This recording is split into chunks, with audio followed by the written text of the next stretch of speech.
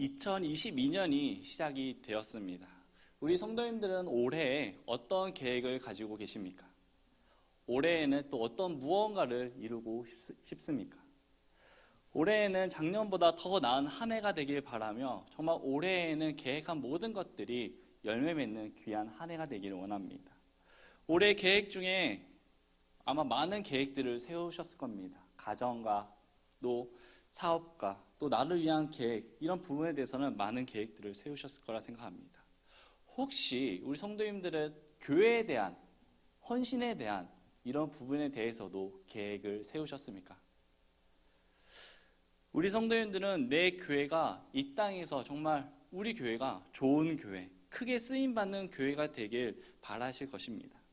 그럼 좋은 교회가 되기 위해선 어떻게 해야 될까요? 간절히 바라기만 하면 그것이 이루어질까요? 우리 담임 목사님께서 항상 말씀하시는 것처럼 항상 꿈을 꾸고 계획을 세워 하나하나 이뤄가도록 노력해야 되는 것입니다. 우리 교회는 목사님을 통해서 우리가 함께 만들어가는 것입니다. 우리 교회는 좋은 교회가 되길 원합니다. 그럼 좋은 교회는 어떤 교회가 좋은 교회일까요? 좋은 교회는 건물이 화려하고 많은 수의 성도들이 모이고 또 사회에 많은 봉사를 한다고 해서 좋은 교회가 될 수 있을까요?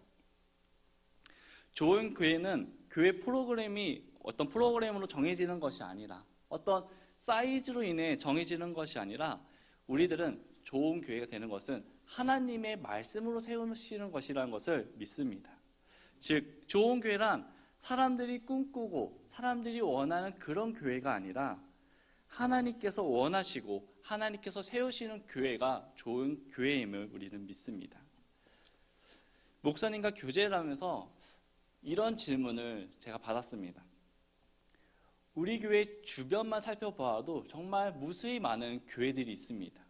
그 많은 교회들 중에서 왜 우리 강동 성서 침례교회에 와야 하는가? 제가 이제 목사님과 교제를 하면서 이 질문을 받았는데요.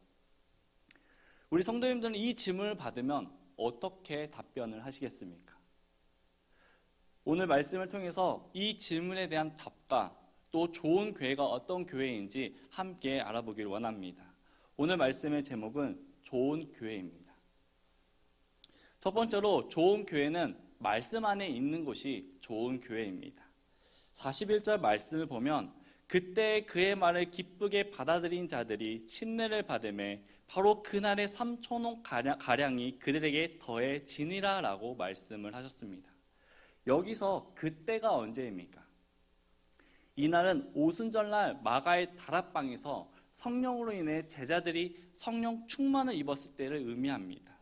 성령 충만을 입은 이날에 베드로가 하나님의 말씀을 선포한 날이었습니다. 무슨 말씀을 선포했겠습니까? 베드로는 자신의 이야기를 한 것이 아니라 베드로는 살아계신 예수님에 대한 하나님에 대한 복음의 말씀을 그곳에서 선포하였습니다.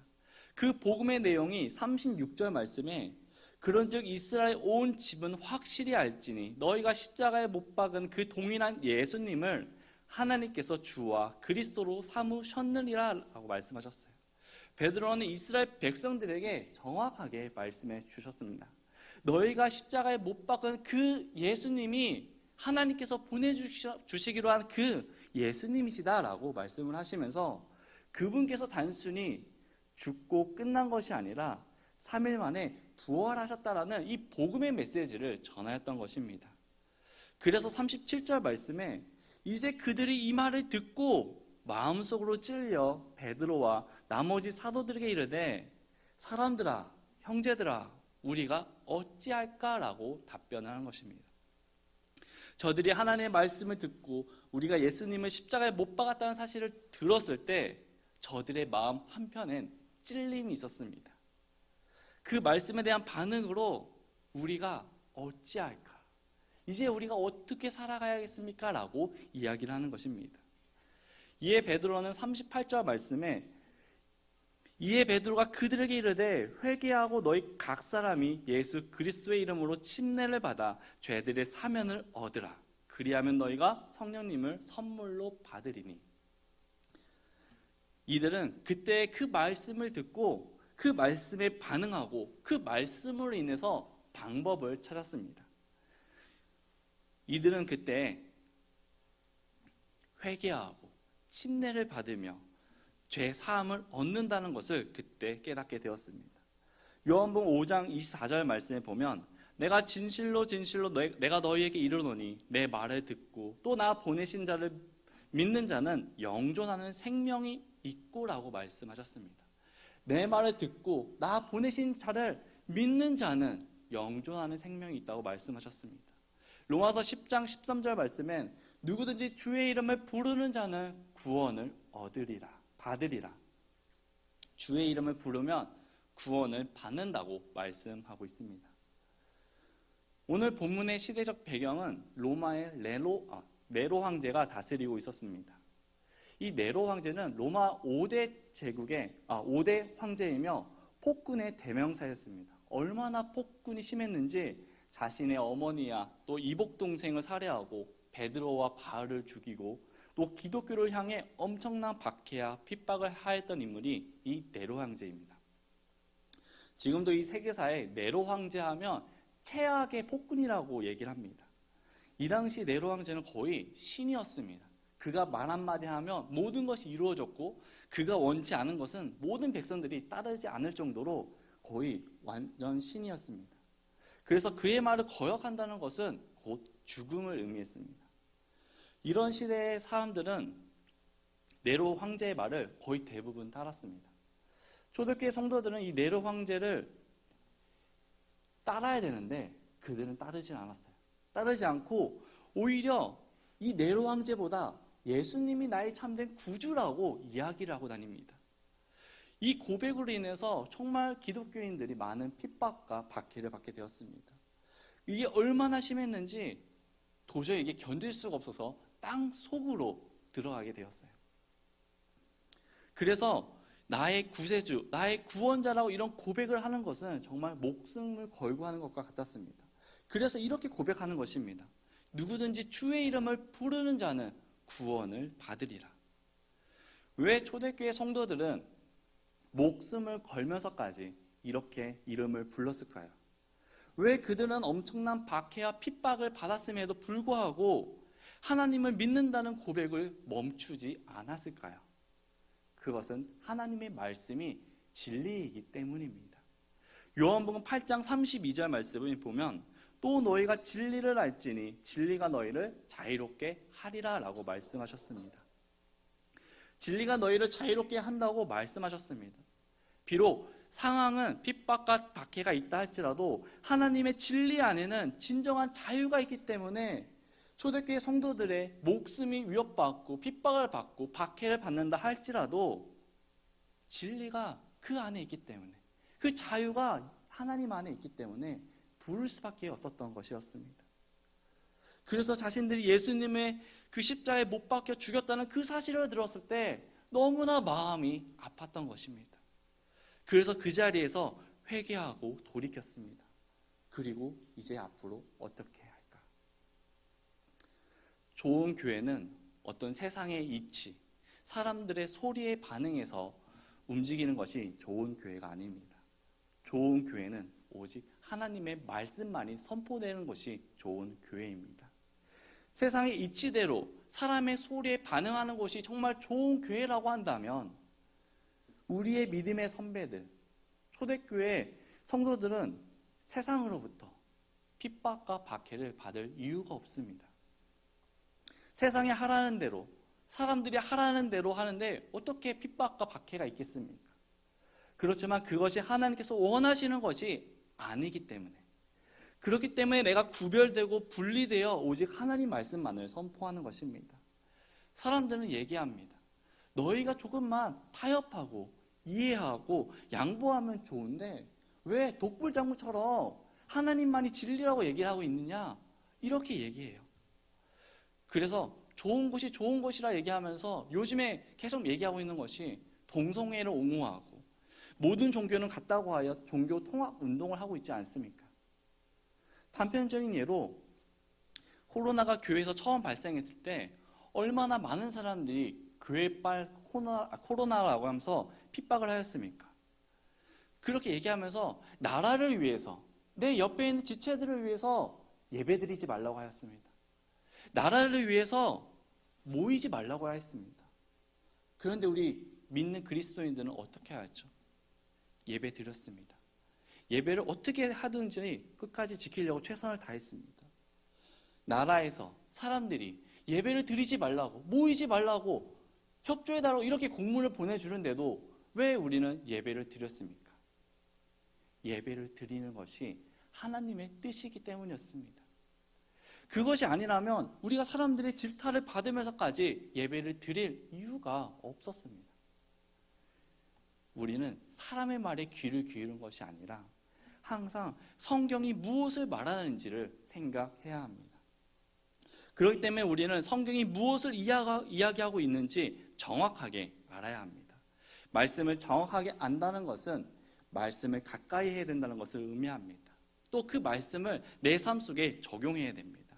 그 선포되는 말씀이 나를 위한 말씀이라는 것을 깨닫고 날마다 어떤 말씀이든 간에 그 말씀대로 살려고 노력해야 합니다.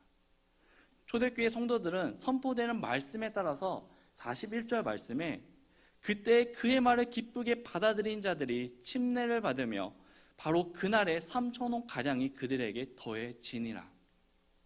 여기서 보면 기쁘게 받아들인 자들이 침례를 받았다고 합니다. 무엇을 기쁘게 받아들였습니까? 하나님의 말씀을, 베드로를 통해 선포되는 그 하나님의 말씀을 나에게 주시는 말씀이라 믿고 그것을 받아들인 사람들을 의미합니다. 내가 알고 있는 지식이 어떠하든 간에 성경 말씀 그대로 그들은 믿었습니다. 아니, 상식적으로 생각해 보면 예수님께서 죽으셨습니다. 근데 어떻게 부활할 수 있겠습니까? 그것이 사람의 생각으로, 세상의 이치로 우리가 이해할 수 있는 것입니까? 그러나 초대교회 성도들은 내 생각보다, 내가 이해하는 것보단 성경이 무엇을 말하는지 그것을 믿었습니다.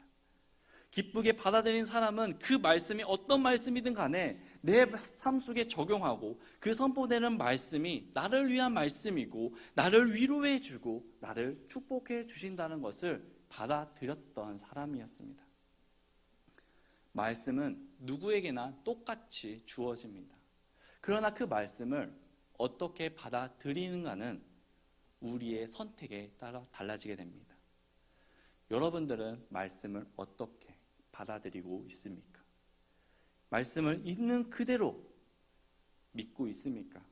아니면 내가 이해되어야 하고 이 말씀은 나를 위한 말씀이 아니야, 내 옆에 있는 사람이야, 이렇게 받아들이고 있습니까?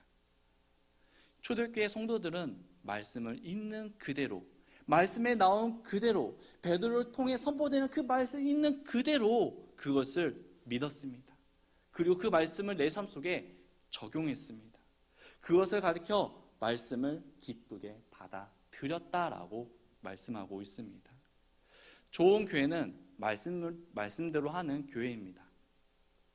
그 어떤 말씀을 받든 간에 그 말씀에 순종하고 아멘이라 화답하며 그 말씀을 지키기 위해 노력하며 살아가는 모습이 이 시대의 초대교회의 모습입니다. 우리들의 모습 또한 이와 같기를 원합니다. 말씀에 순종하고 말씀을 지키기 위해 노력하는 삶, 선포되는 그 말씀이 나를 위한 말씀이고 어떻게 하면 그 말씀으로 내가 일주일 동안 살아갈 수 있고 어떻게 하면 내가 그 말씀으로 변화된 삶을 살아갈 수 있을지 그것을 고민하고 예수님을 닮아가는 삶을 살아가는 저와 여러분들이 되길 바랍니다. 두 번째로, 좋은 교회는 영적인 교제가 이루어지는 곳입니다. 41절 말씀에 복음을 듣고 침례를 받아 제자의 수가 3,000명이 더해졌다고 말씀을 합니다. 그리고 42절 말씀에 그들이 흔들리지 아니하며 사도들의 교리와 교제 안에 머물고 빵을 떼며 기도하더라라고 말씀하고 있습니다. 초대교회 성도들은 구원받고 침례를 받은 후에 가장 먼저 한 것은 영적인 교제였습니다. 함께 말씀을 배우고 서로 교제하고 서로 나누고 서로 기도를 하였습니다. 교제는 우리 일상 속에서 너무나 자연스러운 일상입니다. 일을 하다가도 교제를 할 수 있고요. 누군가를 만나도 좋은 교제를 할 수 있습니다. 오늘 하루만을 뒤돌아본다 할지라도 우리는 여러저런 곳에서 많은 교제들을 하였습니다. 우리들의 삶은 단 하루도 어떤 사람과 대화를 하지 않는 이런 삶이 없습니다. 매일 교제하며 살아가는 것이 우리들의 일상입니다. 그런 일상 속에서 우리가 어떻게 교제를 하느냐는 정말로 중요합니다. 우리가 하는 이 교제 속에 있는 이 말은 정말 엄청난 힘이 있습니다. 어떤 말을 하냐에 따라 긍정적인 힘이 되기도 하고 부정적인 힘이 되기도 합니다. 말은 전염성이 너무나 강해서 어떤 말을 하냐에 따라서 그 파급 효과가 상상을 초월합니다. 성경에 보면 이 가나안 정탐을 하고 온 10명의 정탐꾼들이 부정적인 보고를 하는 것을 우리 성도님들은 아실 겁니다. 그 10명의 정탐꾼들이 보고를 했을 때 그들의 마음이 그때 어떤 상황이 펼쳐졌습니까?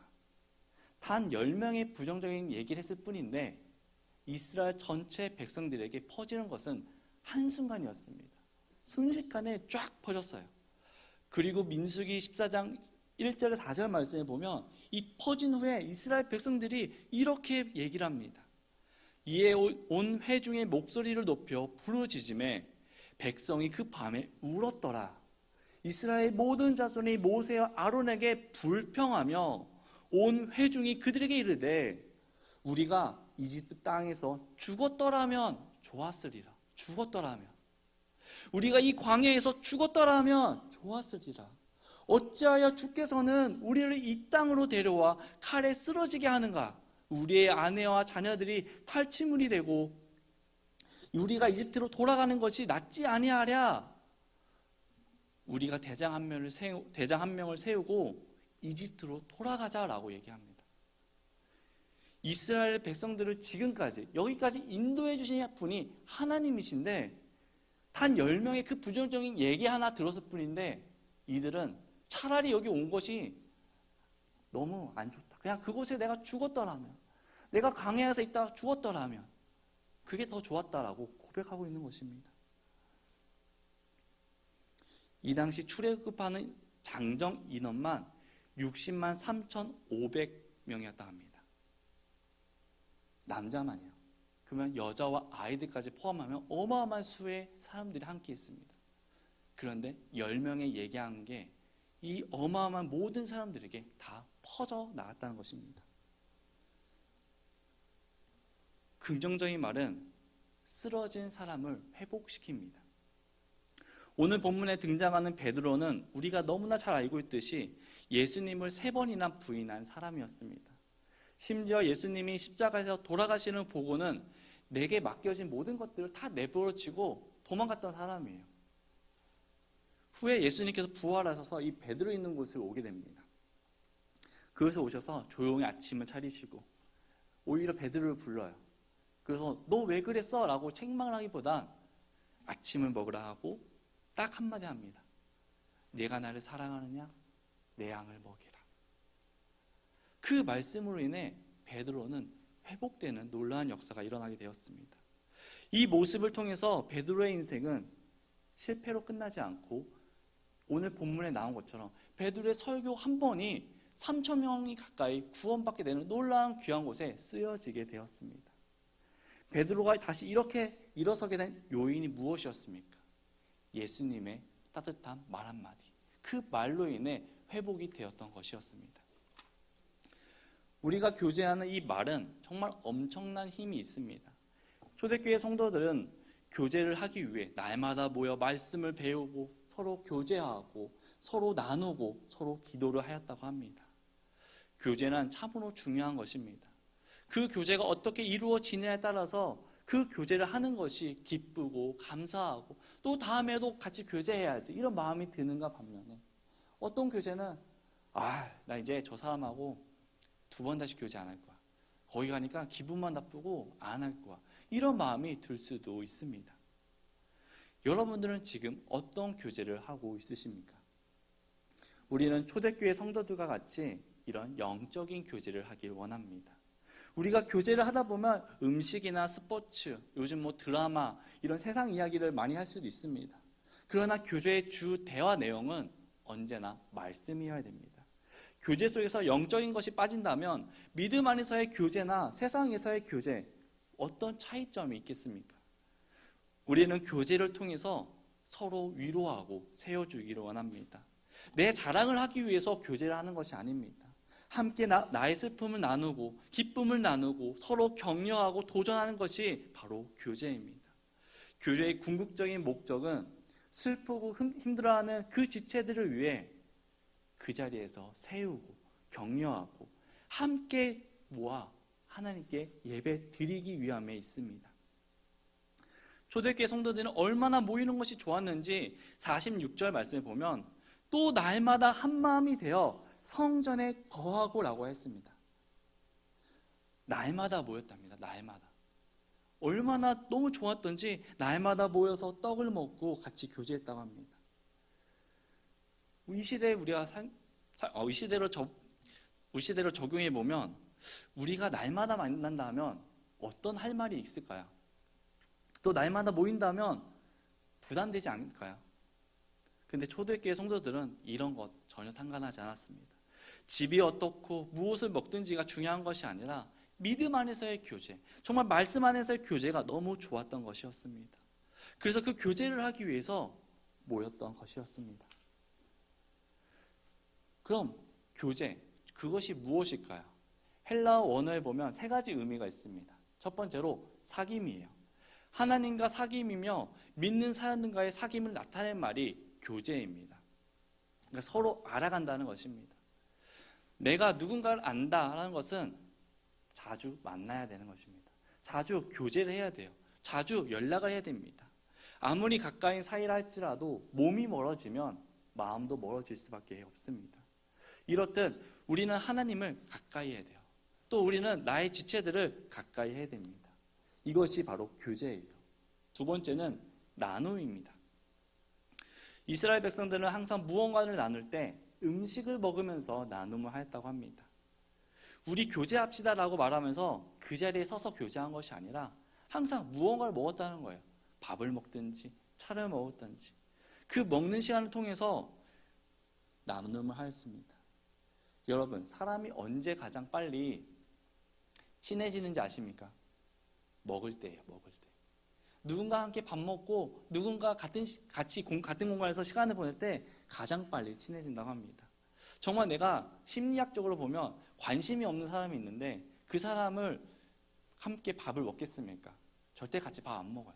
관심이 있으니까 밥 먹자고 얘기하고 초대하는 것입니다. 이렇듯 서로 식사하면서 나누었습니다. 세 번째는 참여입니다. 참된 교제는 하나님의 말씀을 나누고 서로 위로하고 그 교제를 통해서 하나님께 드려지는 것입니다. 로마서 15장 6절 말씀에 보면 너희가 한 마음과 한 입으로 하나님 곧 우리 주 예수 그리스도의 아버지께 영광을 돌리게 하시기를 원하노라 라고 말씀하셨습니다. 저들은 말씀에서 뿐만 아니라 한 마음과 한 입으로 하나님께 영광을 올려드렸다고 말씀하고 있습니다. 교제는 함께하는 것이에요. 그래서 교회에 애경사가 있었을 때 우리는 함께 가서 축하해주고 위로해주지 않습니까? 참여는 내가 어떤 시간이 날 때 그냥 그렇게 해서 하는 것이 아닙니다. 진짜 내가 참여한다는 것은 아무리 내가 바빠도 그 시간을 쪼개서 드리는 것이 참여입니다.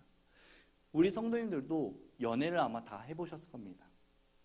그 연애를 할 때 나의 여친, 나의 남친을 만나기 위해서 얼마나 많은 시간들을 그곳에 맞추었습니까? 아무리 내가 지금 바빠도 여친 만날 시간이 있습니다. 아무리 내가 힘들어도요, 꼭 10분이라도 얼굴 보고 갑니다. 이렇듯 우리도 주님 안에서 이런 교제가 필요합니다. 이런 모습이 있는 교회가 좋은 교회의 모습입니다. 또 나눔 속에 숨겨진 비밀 하나가 있습니다. 그것이 무엇인지 아시나요? 우리가 나눔을 하면 할수록 내 믿음이 성장한다는 것입니다. 나눔을 하면 우리의 믿음을 뒤돌아볼 수 있고 내가 이야기한 부분을 지키기 위해서라도 말씀대로 살려고 노력합니다. 또 영적인 교제를 하면 서로가 서로를 도전합니다. 서로가 서로를 세워주게 됩니다. 이런 영적인 나눔, 교제를 자주 하는 우리가 되길 원합니다. 세 번째로, 좋은 교회는 기도가 이루어지는 곳입니다. 기도란 하나님과 대화하는 유일한 통로입니다. 기도란 하나님에 대한 우리의 믿음이며 하나님께서 다 이루어 주실 것이라는 믿음이에요. 기도를 통해서 하나님께서 나에게 가장 좋은 것들을 주십니다. 비록 우리가 원하는 것을 지금 당장 주지 않는다 할지라도 우리가 하나님께 구하면 반드시 때에 맞게 주십니다. 초대교회는 무엇보다 기도에 힘쓰는 사람들이었습니다. 42절 후반절을 보면 빵을 떼며 기도하더라 라고 말씀을 하고 있습니다. 사도행전을 계속 읽다 보면 오늘 본문은 3,000명이 구원을 받았지만 그 뒷장에 넘겨보면 5,000명이 구원받고 그 뒷장에 보면 허다한 무리들이 구원을 받았다라고 말씀하고 있습니다. 많은 수의 사람들이 구원을 받았어요. 많은 수의 사람들이 더해지게 되었습니다. 많이 구원받은 것 너무 감사한 일이었죠. 그런데 그 많은 수가 더해진과 동시에 고민이 되는 것이 있었습니다. 바로 그들의 필요를 채워줘야 되는 것이었어요. 먹을 것을 그들에게 제공해야 됐던 것이었습니다. 여기에는 여자들, 아이들의 수가 포함되지 않아요. 그런 엄청난 수의 사람들이 참여했다는 건데 어떻게 그들을 구제할 수 있었겠습니까? 어떻게 그들을 섬겼습니까? 그 모든 것은 기도에서 시작되었습니다. 이들에게 있어서 가장 우선순위는 기도였어요. 당장 눈에 보이는 어떤 물질, 나아지는 상황들을 원했던 것이 아니라 이들이 가장 중요하게 여긴 것은 말씀과 기도하는 것이었습니다. 비록 지금 눈앞에는 너무나 많은 사람들이 구원받고 많은 사람들이 더해지는 은혜가 있었지만 한편으로는 아쉬움도 있었습니다. 그런데 그 아쉬움을 불평한 것이 아니라 하나님께 기도했어요. 요한복음 6장에 보면 예수님이 전도 여행을 하시는데 예수님을 따라다니는 무리가 5,000명이었다고 합니다. 이들의 이제 필요를 채워줘야 되는데 당시 가지고 있던 양식은 물고기 2마리야 떡 5개가, 빵 5개가 전부였습니다. 5,000명을 이걸로 채워줄 수 있겠습니까? 절대 불가능한 일이었습니다. 그렇지만 예수님은 요한복음 6장 11절 말씀에 예수님께서 빵을 집으사 감사를 드리신 뒤에 제자들에게 나누어 주시니 제자들이 자리를 잡은 자들에게 나누어 주고 또 그와 같이 물고기도 그들이 원하는 대로 주시더라. 예수님이 하나님께 기도하자 기적이 일어났습니다. 그들의 모든 필요를 채워주셨던 것이었습니다. 여러분들은 무엇을 가장 중요하게 생각하십니까? 내가 생각하기에 정말 중요하다고 생각하면 우리는 그것이 어떠하든지 간에 그것을 지키려고 노력합니다. 만약 우리가 기도가 정말 중요하다고 생각한다면, 내가 말씀이 정말 중요하다고 생각한다면 우리는 기도와 말씀을 할 수밖에 없습니다. 시편 145편 18절 말씀에 주께서는 자신을 부르는 모든 자, 곧 진리 안에서 자신을 부르는 모든 자에게 가까이 계시는도다 라고 말씀합니다. 하나님께서는 말씀하셨어요. 기도하면 내가 너와 함께 있는다. 너와 가까이 있는다고 말씀하셨습니다. 시편 145편 19절 말씀엔 그분께서 자신을 두려워하는 자들의 소원을 이루시며 또 그들의 부르짖음을 들으사 그들을 구원하시도다 라고 말씀하십니다. 기도를 통해서 우리 마음의 소원을 이루어 주시고 우리를 구원해 주시겠다고 약속해 주셨습니다. 마태복음 21장 13절엔 내 집은 기도하는 집이라 라고 말씀하셨어요. 초대교회 성도들은 이 사실을, 하나님께서 약속해 주신 이 약속을 분명하게 너무나 잘 알고 있었습니다. 그래서 어려움이 있어도, 나에게 필요가 있어도, 나에게 어떤 슬픔이 있어도 하나님 집에 나가 기도하면 하나님께서 채워주실 거라는 믿음이 있었습니다. 왜요? 기도가 정말 중요하기 때문이었습니다. 모든 일의 시작은 기도에서 시작이 됩니다. 오늘 우리는 집을 나서기 전에 아침에 일어나서 기도하셨습니까? 무언가 일을 하시기 전에 기도하셨습니까? 나의 기도 제목을 위해서 날마다 기도하고 계십니까? 정말 나는 무엇인가를 원하는데, 소원이 이루어지길 바라는데 그것을 두고 매일 꾸준하게 기도하고 계십니까?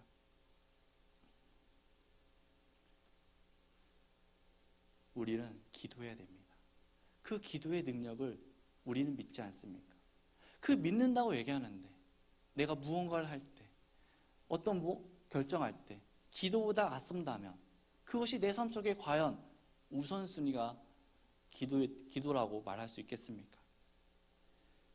우리는 기도하는 교회, 정말 이런 기도를 통해서 하나님께 나아가는 저와 여러분들이 되길 원합니다.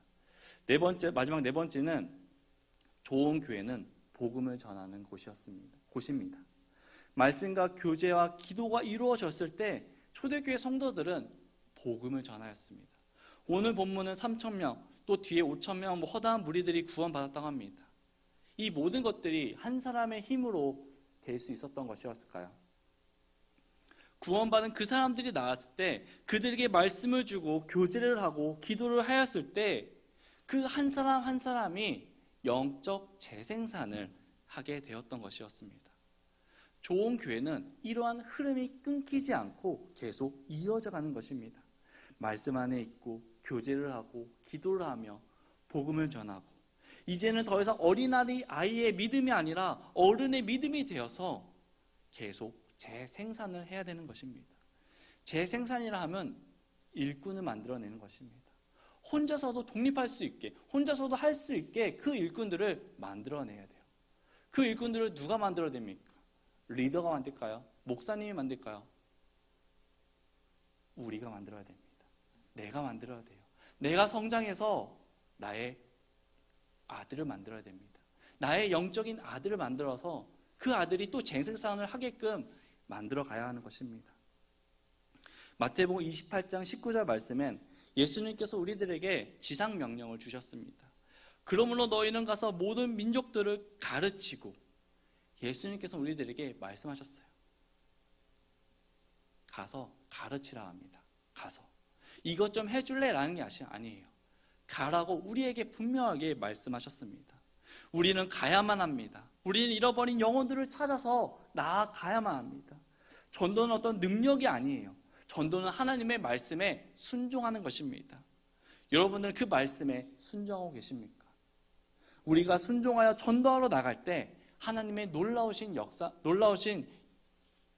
역사하심을 우리가 경험할 수 있게 되는 것입니다.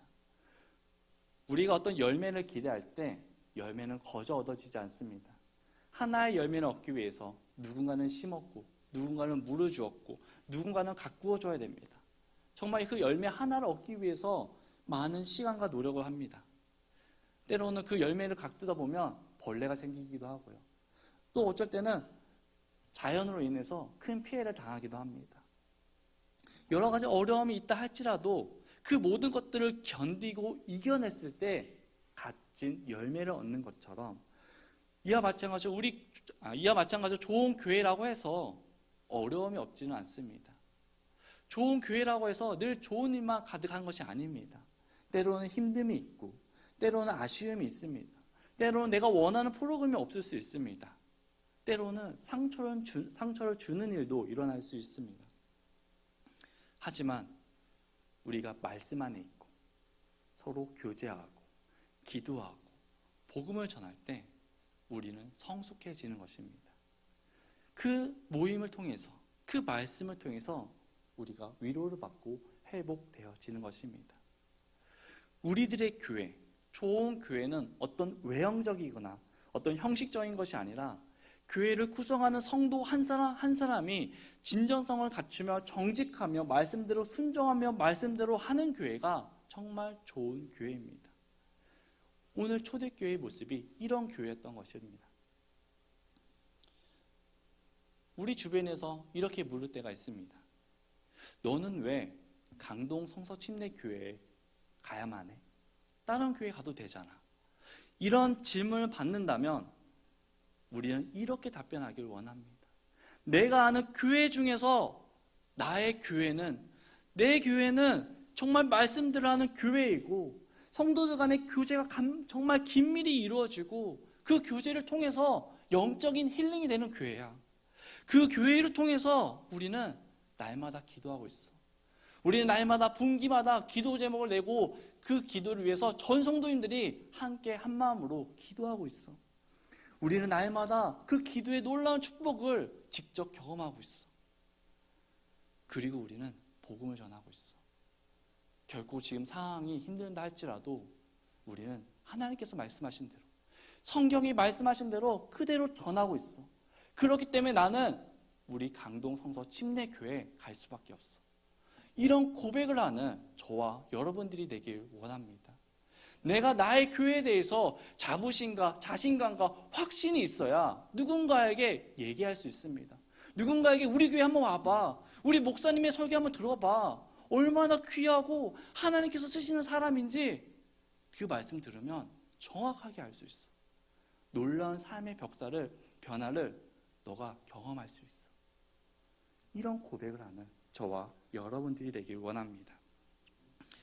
이 모든 것들은 누가 할까요? 바로 내가 하는 것입니다. 내가 씨를 뿌리고 가꾸고 정말 올 한 해 이런 교회, 정말 좋은 교회를 만들어가는 저와 여러분들이 되길 바랍니다. 기도하고 마치겠습니다.